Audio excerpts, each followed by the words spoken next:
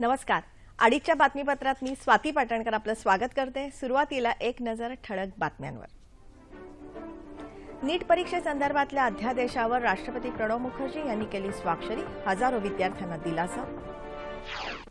राज्यात दुष्काळग्रस्त भागातल्या मद्यनिर्मिती कारखान्यांचा पाणीपुरवठा पूर्णपणे बंद करण्याचे निर्देश राज्य सरकारला द्यायला सर्वोच्च न्यायालयाचा नकार. दुष्काळग्रस्त परभणीकरांना दिलासा देण्यासाठी लोअर दुधना प्रकल्पातून सोडण्यात आलं पाणी. 50 पेक्षा जास्त गावांना फायदा. राष्ट्रपती प्रणव मुखर्जी 4 दिवसांच्या चीन दौऱ्यासाठी रवाना.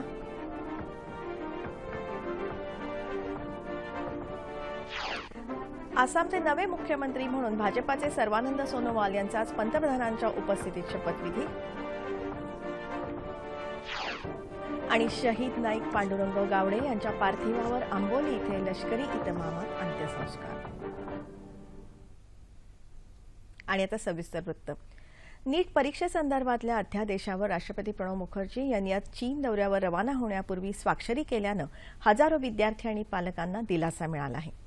वैद्यकीय आणि दंतवैद्यकीय शिक्षणक्रमांच्या प्रवेशासाठी राज्यातल्या विद्यार्थ्यांना यंदा नीट परीक्षा अनिवार्य करू नये या आशयाच्या केंद्र सरकारच्या अध्यादेशावर राष्ट्रपती प्रणव मुखर्जी यांनी आज स्वाक्षरी केली. त्यामुळे सरकारी वैद्यकीय महाविद्यालयांमध्ये यावर्षी राज्य सरकारच्या सीईटी अर्थात सामायिक प्रवेश परीक्षेनुसारच प्रवेश प्रक्रियेचा मार्ग मोकळा झाला आहे. राष्ट्रपतींनी नीट परीक्षेसंदर्भात केंद्रीय आरोग्य मंत्रालयाला काही मुद्द्यांवर स्पष्टीकरण मागितलं होतं. महाधिवक्ता मुकुल रोहतगी यांनी आज सकाळी राष्ट्रपतींची भेट घेऊन नीट संदर्भातल्या त्यांच्या शंकांचं निरसन केलं. केंद्रीय आरोग्यमंत्री जे.पी. नड्डा यांनीही काल राष्ट्रपतींची भेट घेऊन अध्यादेश काढण्यामागच्या कारणांची माहिती दिली. तसंच राज्यांचे अभ्यासक्रम, त्यांच्या परीक्षा आणि प्रादेशिक भाषांच्या बाबतीतल्या विद्यार्थ्यांच्या अडचणी सांगितल्या. सीबीएसई आणि राज्य शिक्षण मंडळाच्या अभ्यासक्रमांमधील तफावत आणि परीक्षेच्या भाषेची समस्या दूर करण्यासाठी राज्य सरकारांना 1 वर्षासाठी नीटच्या परीक्षेतून वगळण्यात यावं अशी मागणी 14हून अधिक राज्यांनी केंद्राकडे केली होती. And through this ordinance, it has been given a statutory basis, more firm standing, and it has been given a statutory support. The government of India was very clear right from very beginning and was in favor of NEET. In fact, it was Ministry of Health and Family Welfare which had gone for a review petition. त्यानुसार केंद्र सरकारनं हा अध्यादेश काढला होता. या संदर्भात केंद्रीय आरोग्यमंत्री जे.पी. नड्डा यांनी पत्रकार परिषदेमध्ये माहिती दिली. राज्यातल्या दुष्काळग्रस्त भागातल्या मद्यनिर्मिती कारखान्यांचा पाणीपुरवठा पूर्णपणे बंद करण्याचे निर्देश राज्य सरकारला द्यायला आज सर्वोच्च न्यायालयानं नकार दिला. मुंबई उच्च न्यायालयानं यापूर्वी 60% पाणी कपातीचे निर्देश दिले असताना या याचिकेची गरज काय अशी विचारणा सर्वोच्च न्यायालयानं याचिकाकर्त्याकडे केली. हे सर्व धोरणात्मक निर्णय असून यात न्यायालयानं हस्तक्षेप केला तर न्याय यंत्रणा प्रशासनापेक्षा वरचढ होत असल्याचा अर्थ निघेल असं सर्वोच्च न्यायालयानं नमूद केलं. मुंबई उच्च न्यायालयाच्या औरंगाबाद पीठानं 10 मेपासून 27 जूनपर्यंत मद्य उद्योगाच्या पाणी पुरवठ्यात 60% पाणी कपातीचे निर्देश राज्य सरकारला दिले होते. मात्र दुष्काळग्रस्त भागात तीव्र पाणी टंचाई असल्यानं मद्यनिर्मिती कारखान्यांचा पाणी पुरवठा पूर्णपणे बंद करण्याचे निर्देश द्यावेत अशी मागणी करणारी याचिका सर्वोच्च न्यायालयात दाखल करण्यात आली होती. दुष्काळग्रस्त परभणीकरांना दिलासा देण्यासाठी सेलू तालुक्यातल्या लोअर दुधना प्रकल्पातून 6 दशलक्ष घनमीटर पाणी काल नदीपात्रात सोडण्यात आलं. 5 दरवाजातून हे पाणी सोडण्यात आलं असून ते 48 तास सुरू राहणार आहे. याचा फायदा सेलू, मानवत आणि परभणी या तालुक्यातल्या 50 पेक्षा जास्त गावांना होत आहे. भर दुष्काळात पाणी मिळाल्यामुळे नागरिकांमध्ये आनंदाचं वातावरण आहे. राष्ट्रपती प्रणव मुखर्जी 4 दिवसांच्या चीन दौऱ्यासाठी आज रवाना झाले आहेत. या दौऱ्यात भारत आणि चीन या उभय राष्ट्रांमध्ये विविध क्षेत्रातलं सहकार्य वाढवण्याच्या दृष्टीनं महत्त्वपूर्ण करार होण्याची अपेक्षा आहे. आपल्या दौऱ्याच्या पहिल्या टप्प्यात राष्ट्रपती ग्वांझौ या चीनच्या औद्योगिकदृष्ट्या संपन्न शहराला भेट देणार आहे. तसंच चीनमधल्या भारतीय समुदायाशी संवाद साधणार आहे. दौऱ्याच्या दुसऱ्या टप्प्यात ते उद्या बीजिंग इथे जाणार असून चीनचे राष्ट्राध्यक्ष शी जिनपिंग यांच्यासह चीनच्या वरिष्ठ नेत्यांसोबत चर्चा करणार आहे. द्विपक्षीय, प्रादेशिक आणि आंतरराष्ट्रीय घडामोडींवर या चर्चेचा भर असेल. राष्ट्रपतींसोबत भारतातल्या प्रमुख शैक्षणिक संस्थांचं प्रतिनिधी मंडळ असून भारत आणि चीन दरम्यान विज्ञान आणि शैक्षणिक क्षेत्रात विविध करार होण्याची शक्यता आहे. आसामचे नवीन मुख्यमंत्री म्हणून भाजपा नेते सर्वानंद सोनोवाल यांचा शपथविधी होणार आहे. या समारंभासाठी स्वतः पंतप्रधान नरेंद्र मोदी उपस्थित राहणार असून गुवाहाटी इथे शपथविधी सोहळ्याची जोरदार तयारी सुरू आहे. अनेक केंद्रीय मंत्री, राज्यांचे मुख्यमंत्री, भाजपाचे ज्येष्ठ नेते आणि आध्यात्मिक गुरू उपस्थित राहणार आहेत. आसाममधल्या खानापारा इथं आज संध्याकाळी शपथविधी सोहळा होणार असून त्याआधी आसामची सांस्कृतिक ओळख दाखवणारा एक छोटेखानी कार्यक्रमही सादर केला जाईल. गुवाहाटी शहरात सुरक्षा व्यवस्था चोख केली असून पोलीस यंत्रणा सज्ज झाली आहे. आसाम विधिमंडळाच्या 126 सदस्यांच्या जागांपैकी भाजपा आणि त्यांचे मित्रपक्ष आसाम गण परिषद आणि बोडोलँड पीपल्स फ्रंट यांच्या आघाडीनं तब्बल 86 जागांवर विजय मिळवला आहे. विश्वासदर्शक ठरावाच्या वेळी पाठिंबा मिळवण्यासाठी लाच दिल्याच्या आरोपाप्रकरणी उत्तराखंडचे मुख्यमंत्री हरीश रावत यांची चौकशी आज सीबीआय करत आहे. या संदर्भात करण्यात आलेलं स्टिंग ऑपरेशन एका दूरचित्रवाणी वाहिनीनं प्रसारित केलं होतं. हा व्हिडिओ भ्रष्टाचाराचा पुरावा म्हणून ग्राह्य धरावा अशी मागणी काँग्रेसच्या 9 बंडखोर आमदारांनी केली होती. श्रीनगरमध्ये सुरक्षा दल आणि दहशतवादी यांच्यात झालेल्या चकमकीत 2 दहशतवादी ठार झाले. पोलिसांनी परिसराला घेराव टाकला तेव्हा हे दोन्ही दहशतवादी एका घरात लपून बसले होते असं पोलिसांनी सांगितलं.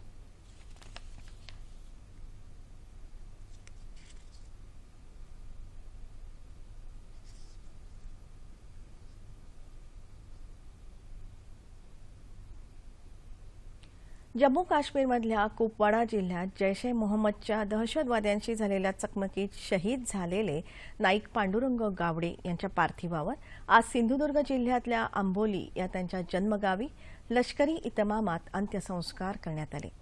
मोठ्या संख्येनं आलेल्या सिंधुदुर्गवासियांनी शहीद गावडे यांचं अंत्यदर्शन घेतलं. तत्पूर्वी त्यांना लष्कराकडून अंतिम मानवंदना देण्यात आली. खासदार विनायक राऊत, सिंधुदुर्गचे पालकमंत्री दीपक केसरकर, जिल्हाधिकारी अनिल भंडारे तसंच ब्रिगेडियर प्रवीण शिंदे आणि मेजर प्रधान यावेळी उपस्थित होते. शनिवारी दहशतवाद्यांबरोबर तब्बल 9 तास झालेल्या चकमकीत भारतीय जवानांनी 5 दहशतवाद्यांना यमसदनी धाडलं. या चकमकीत 41 राष्ट्रीय रायफल्सचे पांडुरंग गावडे यांच्यासह 2 जण गंभीर जखमी झाले होते. त्यानंतर श्रीनगर इथे त्यांना उपचारासाठी रुग्णालयात दाखल करण्यात आलं असता गावडे यांची प्राणज्योत मालवली. आंबोलीचे सुपुत्र असणारे पांडुरंग गावडे 15 वर्षांपूर्वी लष्करात भरती झाले होते. त्यांच्या निधनानं गावडे कुटुंबासह संपूर्ण गावावर शोककळा पसरली आहे. मुद्रा बँक योजनेचा लाभ जास्तीत जास्त तरुणांना मिळण्यासाठी या योजनेचा प्रसार, प्रचार आणि समन्वयासाठी जिल्हाधिकाऱ्यांच्या अध्यक्षतेखाली जिल्हास्तरीय समिती स्थापन करायला राज्य मंत्रिमंडळानं मान्यता दिली आहे. राज्य मंत्रिमंडळाच्या आज मुंबईत झालेल्या बैठकीत हा निर्णय घेण्यात आला. पुरेशा सदस्य संख्येअभावी जिल्हा परिषद आणि पंचायत समित्यांची स्थापना करणं शक्य नसेल अशा ठिकाणी नव्यानं सार्वत्रिक निवडणुका घेण्यासाठीचा अध्यादेश काढायलाही मंत्रिमंडळानं मान्यता दिली आहे. राज्यातल्या सर्व प्रादेशिक योजना, क्षेत्र विकास प्राधिकरण आणि विशेष नियोजन प्राधिकरणांच्या क्षेत्रात एकात्मीकृत नगर वसाहत विकसित करण्यासाठी नियमावलीत सुधारणा करण्याचा निर्णयही बैठकीत झाला. केंद्र शासनाशी संबंधित प्रकल्प जलद गतीनं मार्गी लावण्याकरता कृष्णा पाणी तंटा लवादाचे मुख्य अभियंता आणि सहसचिव या पदांची दर्जोन्नती करून सचिव पदाची निर्मिती करायला मंत्रिमंडळानं मंजुरी दिली. आदिवासी विभागाअंतर्गत अनुदानित आश्रमशाळांमधल्या पहारेकरी आणि सुरक्षारक्षक पदाचं मानधन वाढवण्याचा निर्णयही आजच्या बैठकीत झाला. कांद्याच्या भावात सातत्यानं होणारी घसरण थांबवण्यासाठी मुख्यमंत्री देवेंद्र फडणवीस यांनी हस्तक्षेप करावा अशी मागणी कांदा व्यापाऱ्यांनी केली आहे. नाशिक जिल्ह्यातले कांदे व्यापारी आणि कृषी उत्पन्न बाजार समितीच्या प्रतिनिधी मंडळानं या संदर्भातल्या त्यांच्या समस्या मांडल्या आहेत. राज्य शासनानं यासाठी धोरण आखावं, कांद्याच्या निर्यातीत वाढ करण्याची परवानगी द्यावी, कांदा व्यापाऱ्यांना नुकसान भरपाई द्यावी तसंच व्यापाऱ्यांचं मोठं नुकसान टाळण्यासाठी कांद्याची खरेदी करावी अशी व्यापाऱ्यांची मागणी आहे. याबाबत पंतप्रधान नरेंद्र मोदी आणि केंद्रीय कृषी मंत्री राधामोहन सिंग यांच्याशी चर्चा करून योग्य तो निर्णय घेण्याचं आश्वासन मुख्यमंत्र्यांनी कांदा व्यापाऱ्यांना दिल्याचं प्रतिनिधी मंडळानं सांगितलं. राज्य विधान परिषदेच्या येत्या 10 जूनला होणाऱ्या आणि राज्यसभेच्या 11 जूनला होणाऱ्या निवडणुकांचा कार्यक्रम निवडणूक आयोगानं जाहीर केला आहे. राज्यसभेच्या 6 सदस्यांच्या सदस्यत्वाची मुदत येत्या जुलै महिन्यात संपत आहे. राज्यसभेच्या या द्विवार्षिक निवडणुकीसाठी महाराष्ट्र विधानसभेच्या निवडून आलेल्या सदस्यांमधून 6 सदस्यांची निवडणूक येत्या 11 जूनला होईल असं निवडणूक आयोगानं म्हटलं आहे. उमेदवारी अर्ज भरण्याची अंतिम मुदत 31 मे असून उमेदवारांना विधान भवनात सकाळी 11 ते दुपारी 3 वाजेपर्यंत अर्ज सादर करता येतील. अर्जाची छाननी 1 जून रोजी होईल तर 3 जूनपर्यंत उमेदवाराला आपला अर्ज मागे घेता येईल असं आयोगानं कळवलं आहे. राज्य विधिमंडळाच्या विधान परिषदेच्या 10 सदस्यांच्या सदस्यत्वाची मुदत देखील येत्या 7 जुलै रोजी संपत असून हे सदस्य निवृत्त होत असल्यानं रिक्त पदांकरता येत्या 10 जून रोजी निवडणूक होणार आहे. विधान भवन इथे उमेदवारी अर्ज भरण्याची अंतिम मुदत 31 मे असून अर्जांची छाननी 1 जून रोजी होईल. उमेदवारी अर्ज 3 जूनपर्यंत मागे घेता येतील आणि निवडणूक लढवली गेली तर त्यासाठी 10 जून रोजी मतदान होईल.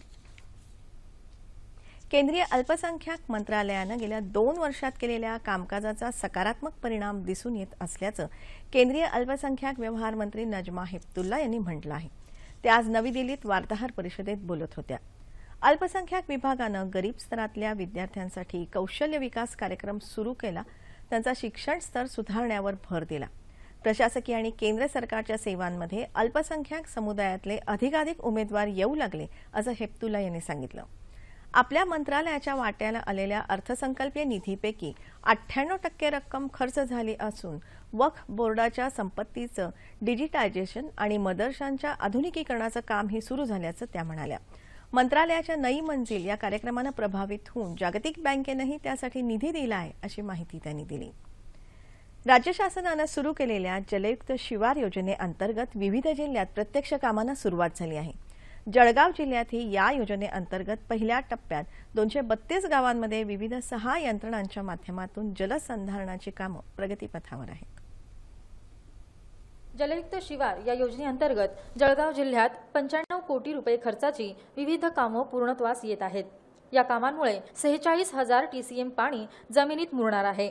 त्यातूनच रब्बीच्या तब्बल 92,000 हेक्टर जमिनीला सिंचनासाठी लाभ होणार आहे. तसंच गेल्या वर्षीच्या तुलनेत यंदा जर समाधानकारक पाऊस पडला तर या जलसंधारणाच्या कामांना अधिक वेग येईल.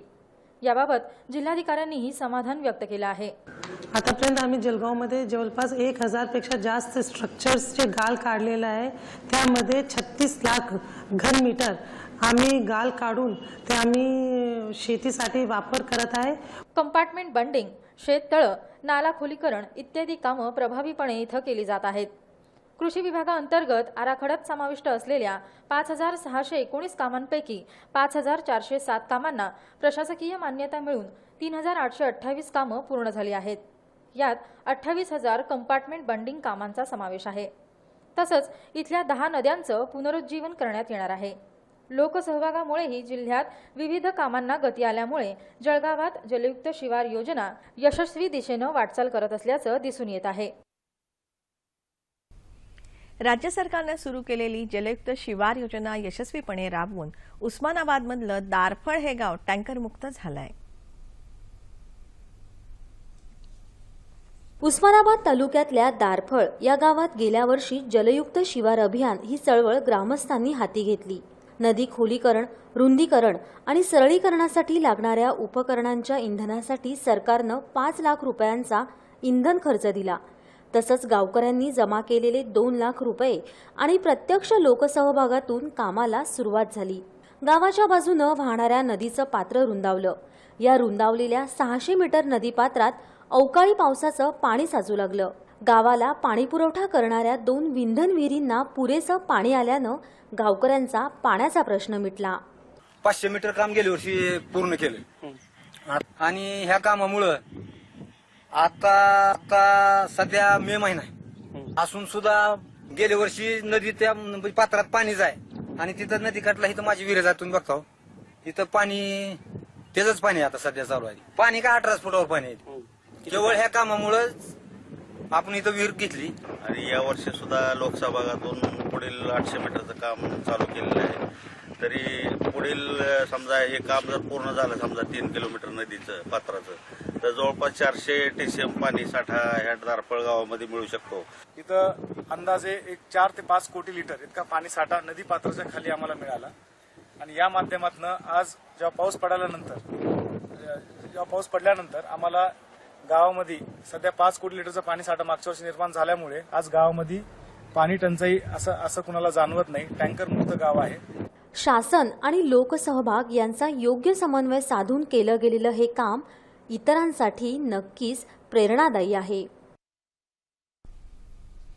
केंद्र योजनेचा लाभ घेऊन पाणी टंचाईच्या काळातही लातूर तालुक्यातील भाडगाव ग्रामपंचायतीनं अवघ्या 1 रुपयात 10 लिटर शुद्ध पाणी पुरवठा करण्यात यश मिळवलं आहे. केंद्र सरकारच्या वतीनं प्रत्येक जिल्ह्यासाठी एका ग्रामपंचायतीनं पाणी, जागा आणि विद्युत बिल भरण्याची तयारी दाखवली तर त्यांच्यासाठी पाणी शुद्ध करण्याची यंत्रणा मोफत देण्याची योजना 6 महिन्यांपूर्वी घोषित केली होती. भाडगावचे सरपंच सचिन साबदे आणि ग्रामसेवक आशिष निरुडे यांनी शासकीय सोपस्कार पूर्ण करून जिल्हा परिषदेकडे प्रस्ताव सादर केला. त्याला मंजुरी मिळाल्यामुळे गेल्या 2 महिन्यांपासून गावकऱ्यांना पिण्याचं शुद्ध पाणी पुरवलं जात आहे. भाडगावची 1768 लोकसंख्या आहे. गावाजवळच्या नदीच्या पात्रात खड्डा खोदून 10,000 लिटर पाणी आरओ प्लांटसाठी वाहिनीद्वारे पुरवलं जातं. शुद्ध पाणी पुरवलं जात असल्यानं संपूर्ण गावात गेल्या महिनाभरात जलजन्य आजार पसरलेले नाहीत अशी माहिती ग्रामसेवक निरुडे यांनी दिली. नरेंद्र मोदी सरकारला 2 वर्ष पूर्ण होत आहेत. या 2 वर्षांच्या कार्यकाळात केंद्र सरकारनं अनेक महत्त्वपूर्ण योजनांची घोषणा केली. त्यात राज्यासाठी अत्यंत महत्त्वपूर्ण योजना म्हणजेच पंतप्रधान सिंचन योजना. राज्यातल्या भंडारा जिल्ह्यात या योजनेची प्रभावीपणे अंमलबजावणी होत असल्याचं दिसून येते. तलावांचा जिल्हा अशी ओळख असलेल्या भंडारा जिल्ह्यात गोसीखुर्द, बावनथडी यासारखे अनेक लहान मोठे सिंचन प्रकल्प आहेत. हे प्रकल्प पूर्णत्वास नेण्यासाठी इथे विविध अडथळे येत होते. मात्र केंद्र सरकारच्या पंतप्रधान सिंचन योजनेतून अनेक लहान मोठ्या सिंचन प्रकल्पांना मूर्त स्वरूप देण्याचं काम इथल्या जिल्हाधिकाऱ्यांनी हाती घेतलं आहे. या अंतर्गत इथल्या बावनथडी आणि गोसीखुर्द प्रकल्पांचं काम तसंच मामा तलावाचं पुनरुज्जीवन करण्यात येत आहे. यासाठी भंडारा जिल्ह्यातल्या कृषी विभागानं येत्या 5 वर्षाचा तब्बल 2,863 कोटींचा सिंचन आराखडा शासनाकडे सादर केला असल्याचं इथल्या अधिकाऱ्यांनी सांगितलं. या प्रधानमंत्री कृषी सिंचन योजनेचा पहिला टप्पा म्हणजे जिल्हा सिंचन आराखडा तयार करणे. आता जिल्हा सिंचन आराखडा हा आमच्या भंडारा जिल्ह्याचा तयार झालेला आहे आणि तो शासनाला आपण सादर केलेला आहे. पंतप्रधान सिंचन योजनेच्या या पहिल्या टप्प्यात अनेक जिल्ह्याच्या सिंचन विकासासाठी आराखडा तयार केला जात आहे. या आराखड्यातून भंडारा जिल्ह्यात सिमेंट नाले, शेततळी, सिंचन विहिरी, नाला खोलीकरण, मामा तलावाचं पुनरुज्जीवन अशी विविध कामं केली जाणार आहेत.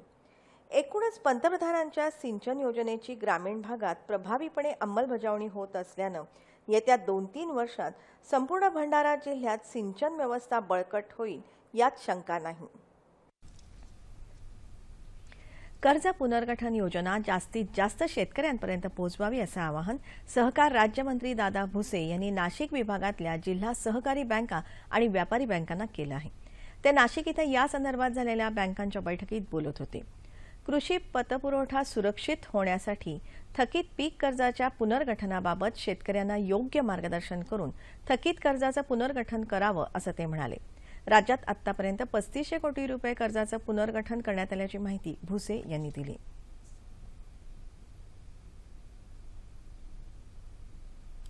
कष्टकऱ्याच्या हाताला काम आणि त्या कामाचा मोबदला प्रत्यक्ष मिळण्यात केंद्र सरकारच्या थेट लाभ हस्तांतरण योजनेचा मोलाचा वाटा आहे. मनरेगाच्या माध्यमातून पहिल्यांदाच 90,000 कोटी रुपयांपेक्षा जास्त रुपयांचा निधी कामगारांपर्यंत पोहोचवण्यात आला आहे. शहरांच्या बरोबरीनं ग्रामीण भागाच्या विकासासाठी केंद्र सरकारनं कंबर कसली आहे. गेल्या 2 वर्षात त्या दृष्टीनं अनेक योजनांचा धडाका सुरू असून त्याची पारदर्शक अंमलबजावणी सुरू आहे. मनरेगा योजनेसाठी याच अंतर्गत 35,000 कोटी रुपयांचं अधिकचं वाटप केलं जात आहे. गावखेड्यातल्या पायाभूत सुविधा सक्षम करण्यासाठी मनरेगा योजनेची ग्रामीण विकासासंबंधित विविध योजनांशी सांगड घालण्यात आली आहे. विशेष करून दुष्काळाचा फटका बसणाऱ्या भागात सिंचन योजनेशी त्याला जोडलं गेलं. देशभरात 5 लाख विहिरी आणि तलाव निर्माणाची योजना तयार केली आहे. त्यामुळे प्रत्येक शेताला पाणी पुरवता येईल. जैविक खत तयार करण्याकरता 10 लाख खड्डे खोदले जाणार आहेत. त्यामुळे शेतकऱ्यांचा खतावरचा खर्च कमी होईल आणि दर्जेदार खताची उपलब्धताही वाढेल. प्रधानमंत्री ग्रामीण आवास योजनेची कामही यातून केली जाणार आहेत. त्यामुळे लाखो कारागिरांना काम मिळेल. पहिल्यांदाच असं घडलंय की तब्बल 90,000 कोटी रुपयांचा निधी कामगारांच्या बँक खात्यात थेट हस्तांतरित झाला आहे. स्वयंपाकाच्या गॅसचं अनुदान थेट खात्यात जमा करण्याची योजना, आवास योजना, जनधन, आधार आणि मोबाईलच्या साहाय्यानं अनुदान देणं यामुळे कामं सोपी झालीच, त्याचा लाभ थेट सामान्यांना मिळू लागला. मनरेगा योजनेत कोणाच्याही हस्तक्षेपाशिवाय मेहनताना खात्यात जमा होऊ लागला. अशा योजनांमध्ये आधी भ्रष्टाचारामुळे देशाचं मोठं नुकसान होत असे. आता यंत्रणाच बदलल्यानं देशाची हजारो कोटी रुपयांची बचत होते. सरकारच्या प्रयत्नांमुळे गावाचा विकास होईल, या ग्रामोदयातूनच भारत उदयाचं स्वप्न साकार होणार आहे. हवामान. नियोजित वेळापत्रकानुसार 20 मे रोजी अंदमान निकोबार बेटांच्या परिसरात सक्रिय झालेला मान्सून अजून पुढे सरकलेला नाही. विदर्भात अद्यापही उष्णतेची लाट असून येत्या 48 तासात ती कायम राहील असा अंदाज हवामान विभागानं वर्तवला आहे. कालही राज्यातलं सर्वाधिक 45 अंश सेल्सिअस तापमान नागपुरात होतं. विदर्भात तुरळक ठिकाणी आज किमान तापमान सरासरीपेक्षा 3 ते 5 अंश सेल्सिअसनं वाढ दिसून आली, तर कोकण, मध्य महाराष्ट्र आणि मराठवाड्यात काही ठिकाणी ते सरासरीपेक्षा 1.5 ते 3 अंश सेल्सिअसनं अधिक आढळून आलं. कोकणात काल तुरळक ठिकाणी पाऊस झाला. येत्या 24 तासात कोकणात तुरळक ठिकाणी पाऊस पडण्याची शक्यता हवामान विभागानं वर्तवली आहे. आणि ठळक बातम्या पुन्हा एकदा. नीट परीक्षेसंदर्भातल्या अध्यादेशावर राष्ट्रपती प्रणव मुखर्जी यांनी केली स्वाक्षरी. हजारो विद्यार्थ्यांना दिलासा. राज्यात दुष्काळग्रस्त भागातल्या मद्यनिर्मिती कारखान्यांचा पाणीपुरवठा पूर्णपणे बंद करण्याचे निर्देश राज्य सरकारला द्यायला सर्वोच्च न्यायालयाचा नकार. दुष्काळग्रस्त परभणीकरांना दिलासा देण्यासाठी लोअर दुधना प्रकल्पातून सोडण्यात आलं पाणी. 50 पेक्षा जास्त गावांना फायदा. राष्ट्रपती प्रणव मुखर्जी 4 दिवसांच्या चीन दौऱ्यासाठी रवाना.